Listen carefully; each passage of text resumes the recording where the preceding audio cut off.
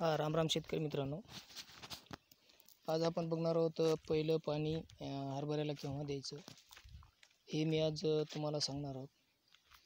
तर शेतकरी मित्रांनो, हे बघू शकता तुम्ही, हे आपला हरभरा आहे. तर याला आपण पहिलं पाणी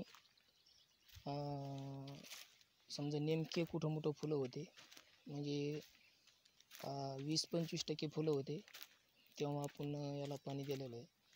तर बघू शकता तुम्ही, आता याला कुठं मोठं घाटे तयार होऊ राहिले. हे बघू शकता तुम्ही, हे कुठं मोठं घाटे तयार होऊ राहिले शेतकरी मित्रांनो. तर याला 25% फुलं होती तेव्हा आपण पहिलं पाणी दिलेलं आहे. तर अजून का पाण्याला आलेलं नाही. तर आता अजून 8-10 दिवसाला पाण्याला येते. तर आता बघा, 50% घाटे झालेले आहेत आणि 50% फुलं आहेत. हे बघू शकता तुम्ही घाटे, हे बघा, 50% घाटे झालेले आहेत आणि 50% फुलं आहेत. तर आता 25% फुलं राहिले, समजा त्या टायमाला आपल्याला पाणी द्यायचं आहे. तर शेतकरी मित्रांनो, असं नियोजन करा की तुमचा हरभरा 25% फुलं राहिले आणि 75% घाटे, त्या टायमाला तुम्ही पाणी देऊ शकता. तर असं नियोजन करा शेतकरी मित्रांनो पहिल्या पाण्याचं. आणि जर तुम्हाला समजा आता एकच पाणी द्यायचं, तर 25% फुलं आणि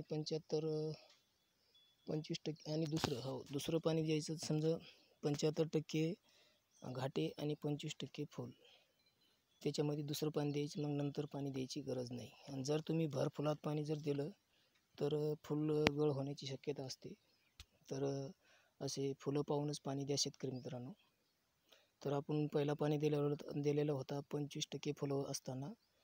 तर आता अजून ओलंच रान आहेत. आपण आता 50% घाटे आहेत आणि 50% फुलं आहेत. तर 75% घाटे झाल्याच्या नंतर आपल्याला दुसरं पाणी द्यायचं. 25%च फुलं असावं, तर त्याच्यानंतर आपल्याला पाणी द्यायचं.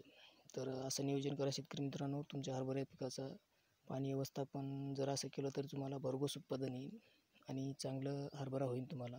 जर हा व्हिडिओ आवडला असेल तर लाईक करा, सबस्क्राईब करा, बेल आयकॉन दाबायला विसरू नका. जय हिंद, जय महाराष्ट्र.